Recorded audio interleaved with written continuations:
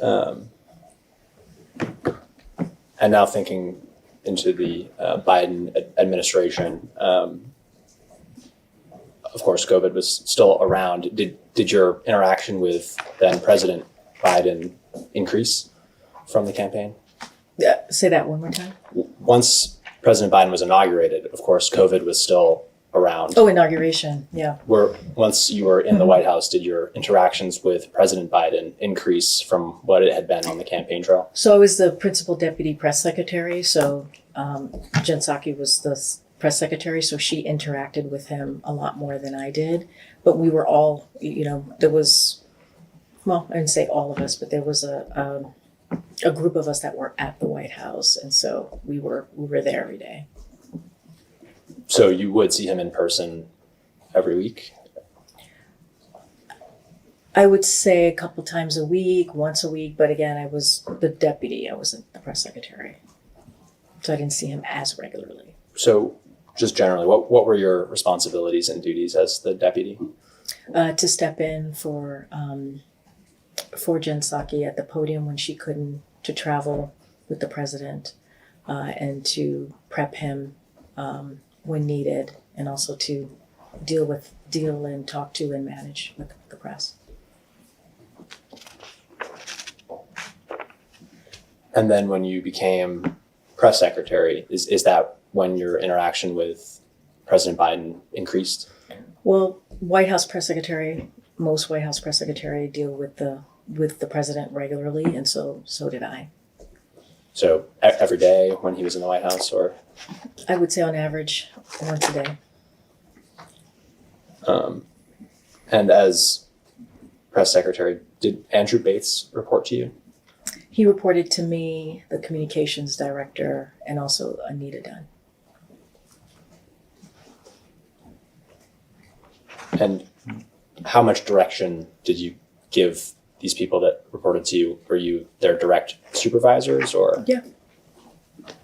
So you interacted with them on a daily basis as well? With my team in the White House press, yes.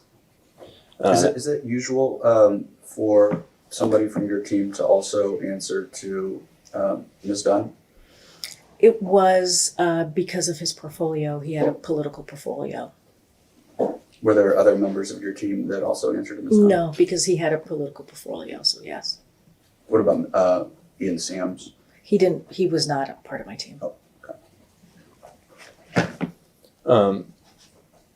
Ron Klain and others have testified that there was the timing, it may not be exact, but roughly 8 a.m. senior staff meeting every day, followed by another slightly less senior staff meeting around 8:40 or so. Did you attend either or both of these every day? I did.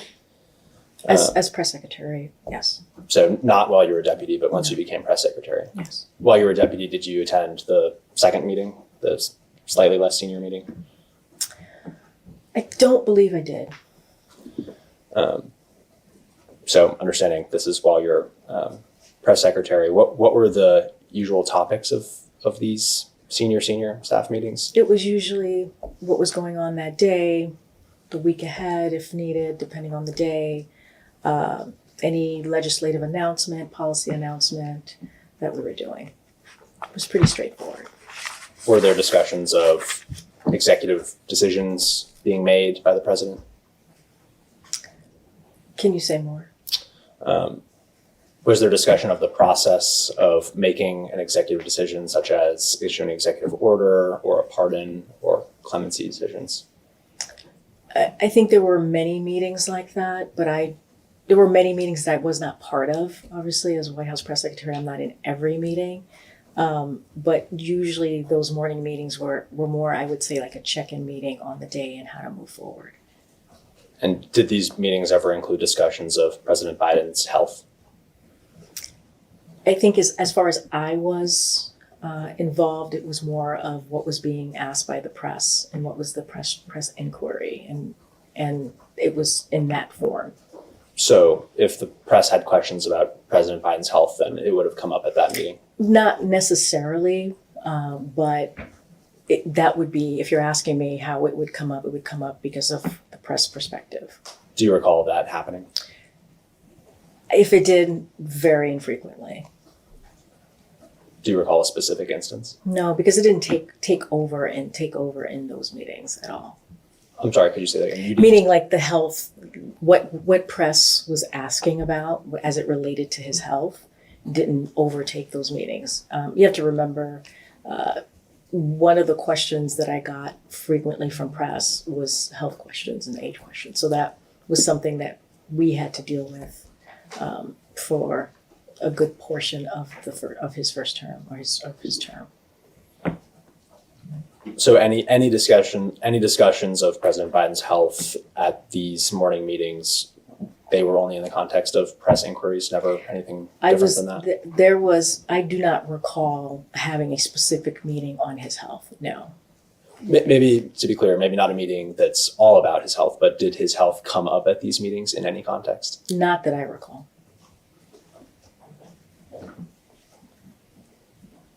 So when you were facing media inquiries regarding the president's health,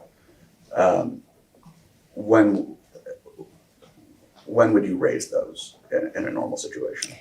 So I think in these meetings, I'm the White House press secretary, so if I get asked, hey, what's the press talking about? What's going to be the focus in your press briefing? That's how it would come up.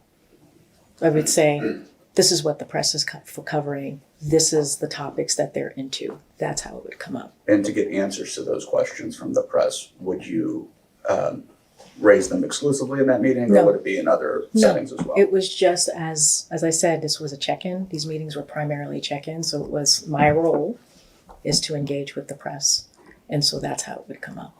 And if one of those questions came up and it didn't feel natural, circumstances arise in which you're not bringing it up in that meeting, who would you go to get answers to that question? And just want to step back for a second and be very clear. If there was a shooting, for example, and people were having inquiries, press was having inquiries, did he speak to the mayor? Did he speak to the governor?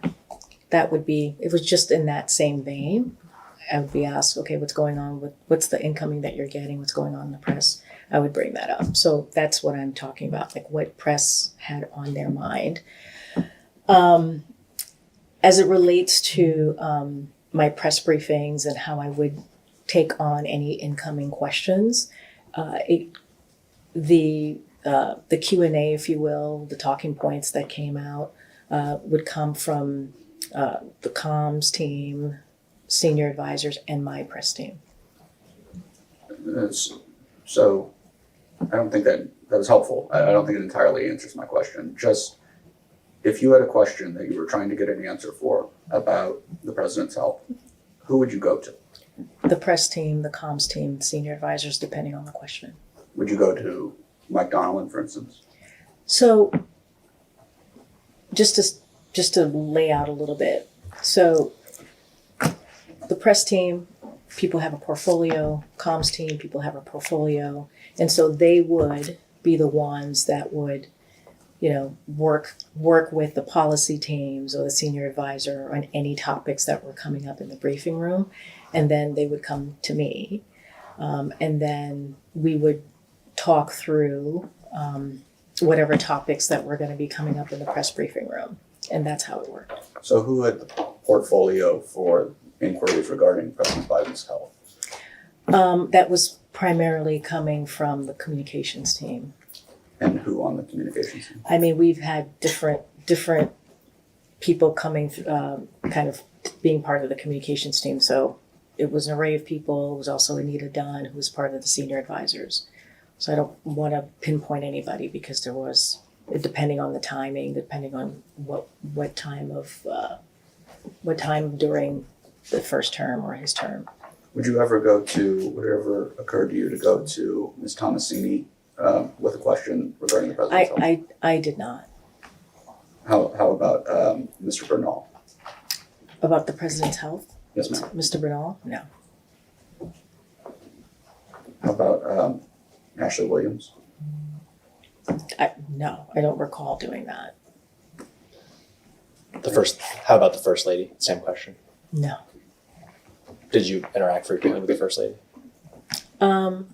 Not frequently, but I saw her from time to time. And did you ever have a conversation about President Biden's health or fitness? No.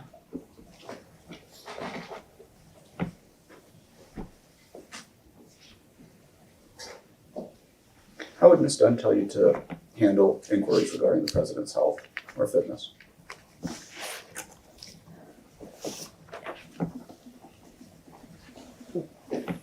Basically how, meaning, can you be more specific? If there were any talking points that stick out to you about what the message should be regarding the president's health or fitness? I mean, I was pretty much on the record about the president's health and from my observation. Look, and I've always, what I said at the podium is certainly what I believed and what I saw myself, my personal observation as well, which is that he was, capable of doing the job. This is a president that had the experience to do the job, cared about the American people, and did it every day, day in and day out, and was able to have some pretty successful legislation and policies to help move this country forward. And that's how we just kept it high level. We kept it on what the president has been able to do.